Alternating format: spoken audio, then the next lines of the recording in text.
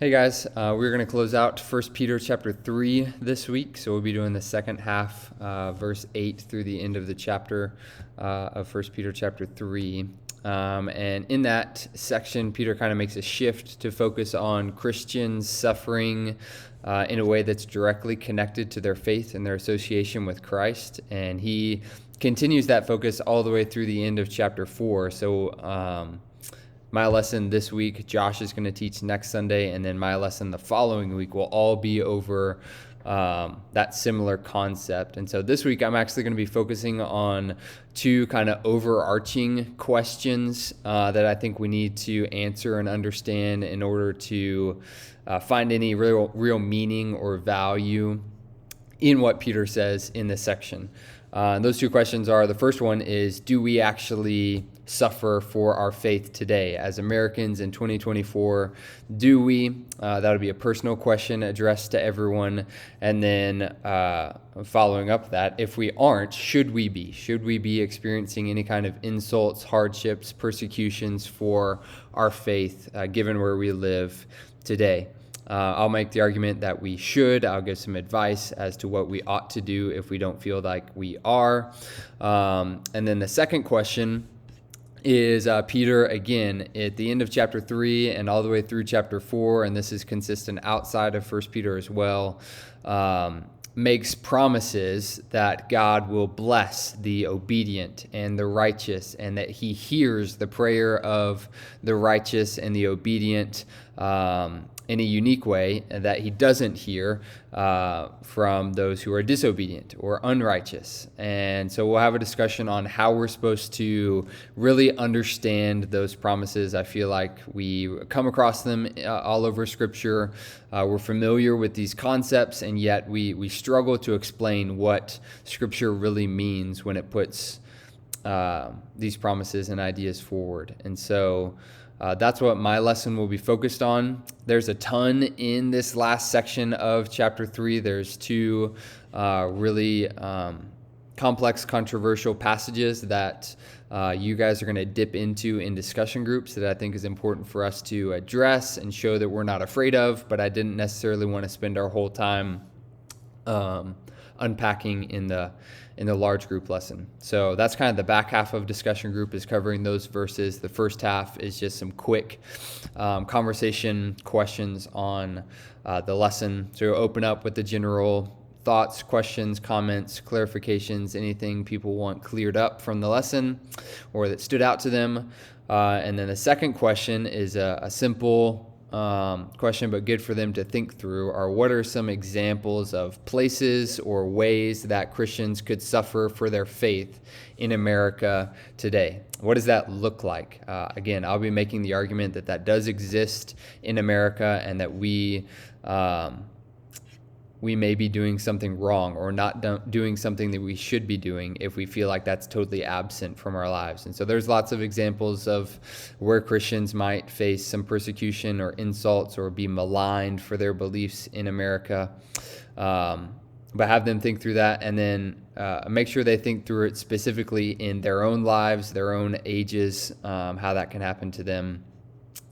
Quick, easy, opinionated question, but good for them to think through how that could actually be a reality and what it might take for that to be a reality in their lives.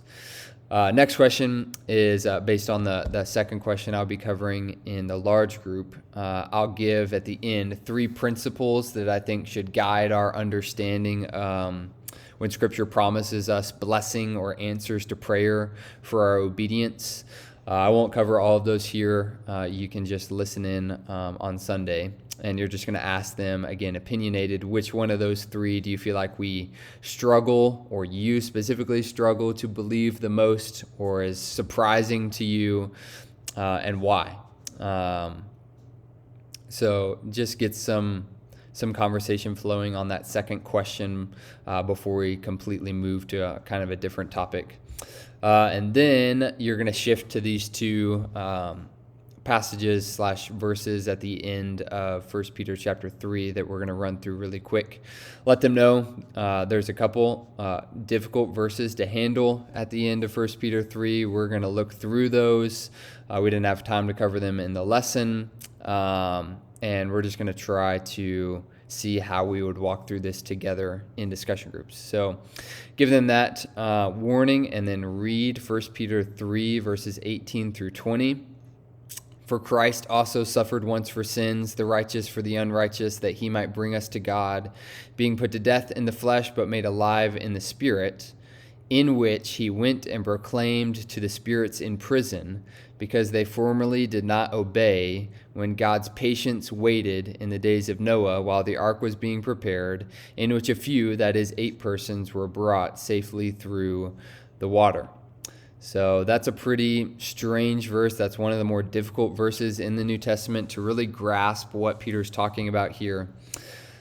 Ask them if they, want to take a shot in the dark at what they think that might mean. And then you can go through. There are 3 kind of common interpretations people will take of that passage that I've outlined here for you. The first one has to do with Jesus' spirit going to hell and proclaiming victory over the souls of people who didn't believe in the days of Noah, when Noah was warning them about the flood. That's an interpretation people hold. It would be strange, I think, for Jesus to kind of single out those people and those people only to preach to in this fashion. So that seems kind of strange to me.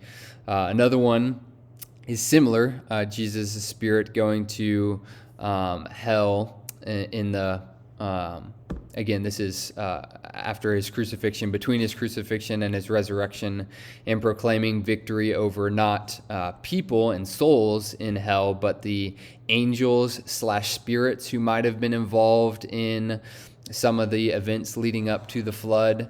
That goes back to another difficult passage to interpret, Genesis 6:2. Some people, it says, the sons of God saw that the daughters of man were beautiful, and they took them as their wives, and they had children. Some people, and even within Jewish history, have interpreted that sons of God phrase. That's the same phrase used in Job when it talks about Satan and his demons coming before God to have this conversation in Job 1. And so some people say these sons of God in Genesis 6 were actually fallen angels that took human wives and had offspring, and that was part of what led God to flood the earth. That's a whole different can of worms, but that's how some people refer to this as. The third one, which again I think is most likely, is Jesus' spirit before the incarnation, that Jesus' spirit was preaching through Noah when Noah was alive, proclaiming that judgment was coming to the world around him, and people didn't listen, and they likely mocked Noah and insulted Noah and thought he was crazy for building an ark, but Noah persevered, and he was saved. I think this one makes the most sense because it makes sense of the context of 1 Peter chapter 3. Peter's trying to give encouragement to people who might be suffering for their faith, might be being insulted or mocked for their beliefs. And he gives this example of Noah, who was not really able to convince almost anyone that a flood was coming. He was saved because of his perseverance, because of his obedience. And so I think it makes the most sense of the context, but it is a difficult passage. I think it's important for us to read through this just so that we show, we're not afraid of jumping into difficult passages. There are difficult passages in Scripture that's relatable to students who might not understand everything they read. It's also encouraging to know that this is kind of rare in the Bible, that we have a verse like this that is so complex that people really, really, really struggle to grasp the meaning, and there are really smart people that are divided into very different interpretations. That's not super common in the Bible, which is a great thing, that the book of the Bible is not constantly flooded by these kinds of passages. So read through that passage, read through these interpretations. Let me know if you have questions so that you're prepared to just present those. You don't have to come to a firm conclusion yourself. You don't have to lead the group to a firm conclusion. Just kind of present, what could this possibly mean? How have people interpreted this through history? You can let them know my opinion or your own opinion if you have one.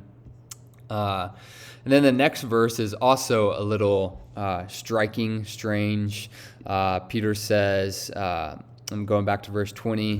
While the ark was being prepared, in which a few, that is 8 persons, were brought safely through the water. And he transitions verse 21, baptism, which corresponds to this, now saves you, not as a removal of dirt from the body, but as an appeal to God for a good conscience through the resurrection of Jesus Christ. So that's a strange, striking verse in that it says, baptism, which corresponds to this, now saves you. Ask them how they would explain that verse. Obviously, we don't believe that baptism saves people, that baptism is necessary for salvation. So what is Peter talking about here? Let them think through it. Let them take some stabs at trying to explain that one. This one is a little bit more doable. It's pretty clear that Peter almost immediately qualifies his statement. He says, baptism, which corresponds to this, now saves you. And then he qualifies that, saying, not as a removal of dirt from the body. It's not as if anything is magical about the waters in the baptismal, but it's an expression of your appeal to God for a good conscience on the basis of Christ's death and resurrection. And so that's kind of what he's saying. We can know, the thief on the cross was not baptized. There have certainly been people who are genuine Christians in the world before who weren't able to be baptized. But there is something that this verse kind of teaches us. It teaches us that Peter and in the New Testament church viewed baptism as so closely connected to a person's salvation that he felt comfortable saying baptism now saves you. And he qualifies that statement so that we don't get confused, but the only reason he would even think to say something like that is if he saw baptism as something that happened almost immediately upon someone being saved, as if he viewed those two things as being so closely connected. That it's as if you're appealing to God for a good conscience through the death and resurrection of Christ, and you're being baptized almost at the same time, which is something that I think is important. I think our students need to know that baptism it doesn't save you, but it's also something that ought to be closely connected to your salvation. It's a step that ought to be taken. That's how it was practiced in the New Testament. We've been over some of that stuff before. Again, 2 tricky verses here at the end. Let me know if you have questions about what I've written here or how to handle that. Again, you don't have to give a perfect explanation, but I do want to show our students that we're not avoiding these passages necessarily. So I'll see you guys on Sunday. Good luck.